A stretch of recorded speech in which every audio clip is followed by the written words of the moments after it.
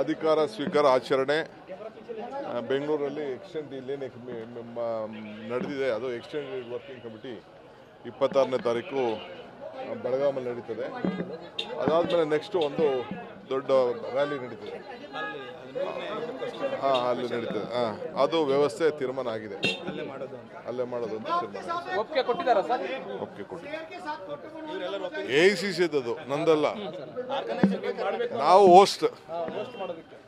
Host ಅಷ್ಟೇ. AICC ಇದು working committee. ಅದೆಲ್ಲ ಅವ್ರು ಬ್ರೀಫ್ ಮಾಡ್ತಾರೆ. 2 ದಿನ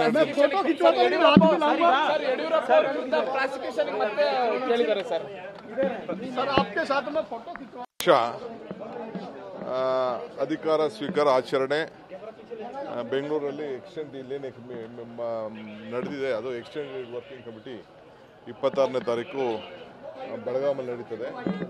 ಅದಾದಮೇಲೆ ನೆಕ್ಸ್ಟ್ ಒಂದು ದೊಡ್ಡ ರ್ಯಾಲಿ ನಡೀತದೆ. ಅಲ್ಲಿ ನಡೀತದೆ. ಅದು ವ್ಯವಸ್ಥೆ ತೀರ್ಮಾನ ಆಗಿದೆ. ಅಲ್ಲೇ ಮಾಡೋದು ಅಂತ ತೀರ್ಮಾನ.